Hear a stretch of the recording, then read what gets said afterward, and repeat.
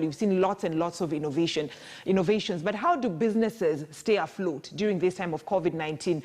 To have this discussion with us here in our studio is Dr. David Kabata, who is an entrepreneur and innovation expert. Thank you so much, Ms. Dr. Kabata, for talking to us here on KTN News Center. So let's begin first with how businesses need to stay afloat during this time of COVID-19, owing to the fact that so many businesses, some have closed, some business owners are thinking of closing shops, some have even fired their employees. Brother, necessity is the mother of invention. That is what they say. And what is happening today is that our lives, our businesses have been disrupted by COVID-19.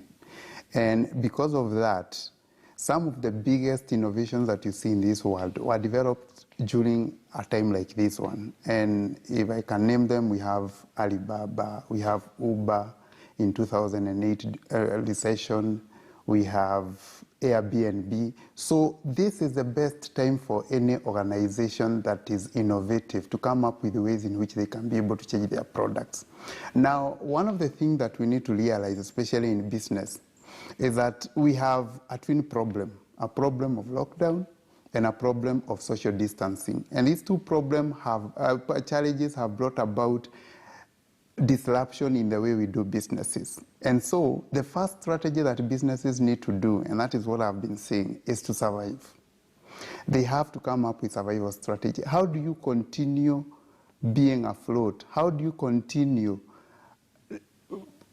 giving customers the products that you have been giving them, or making sure that the customers get whatever they were getting from you, with these twin challenges with us? And I think that is the biggest challenge. We have seen so many innovations coming up, and actually I call them the first level innovations, where businesses and individuals are trying to survive. You've seen organizations coming together, doing what we call collaboration, like hotels, where they can be able to come together with people who are doing logistics, so they can be able to continue serving their customers, the customers that they were serving, even when they are not allowed them. So the lesson behind this is that organizations must change their business models, because what has happened is that the business models have been disrupted by COVID-19. So Dr. Kabata, even as we talk about business, people staying in business in an innovative way, so how should they do it but still maintain the business model?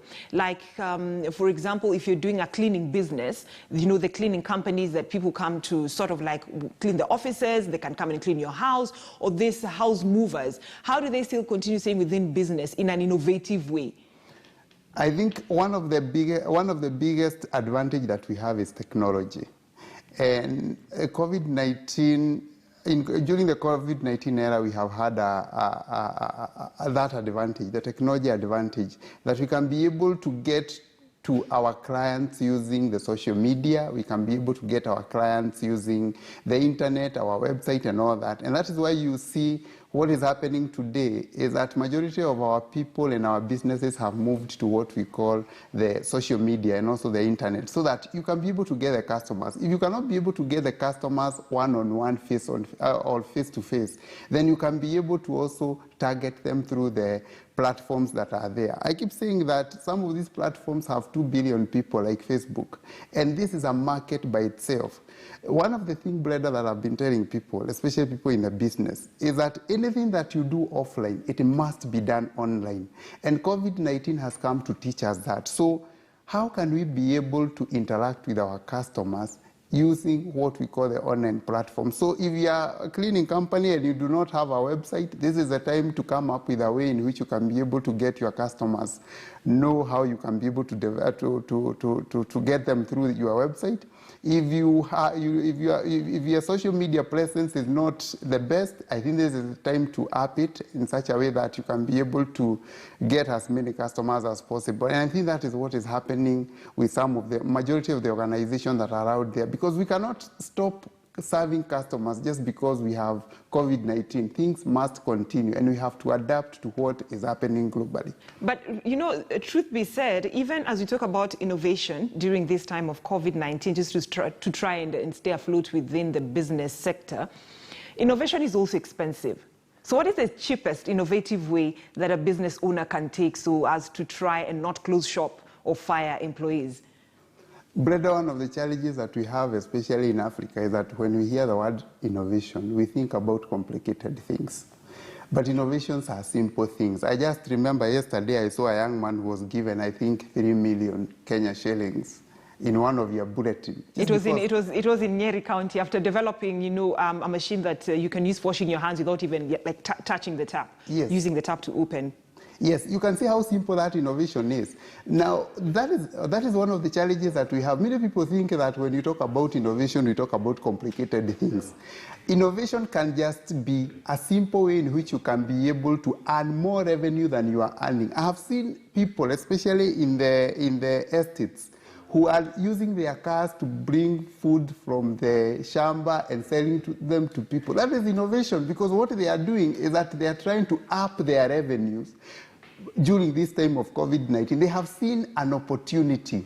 I have seen organizations that have tried to do what we call home working, people working at home and coming up with ways in which they can also be able to interact with the customers when they are at home. That is innovation. So, Brenda, when you talk about innovation, I think this is one thing that we need to tell our people. It is not about complicated things. It is about how we can be able to impact people. It is about how we can be able to improve our revenues using the simplest method that can be available, especially during this time. So what is the new normal that the business sector will find itself after COVID-19 is over, and especially when it comes to innovation? Actually, Brenda, we have been told that COVID-19 is going nowhere.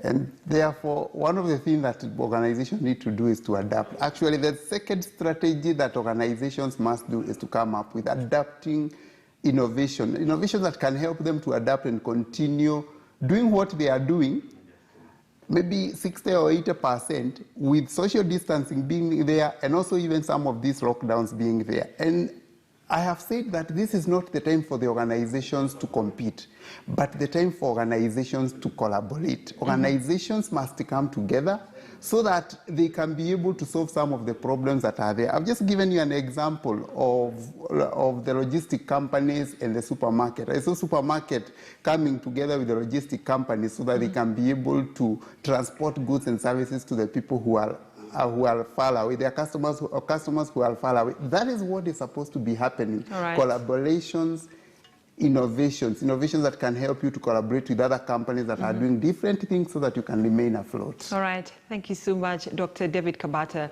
who is an entrepreneur and innovation expert, talking to us about how businesses can stay afloat during this time of COVID-19. Daktari, asante sana na karibu tena. Now,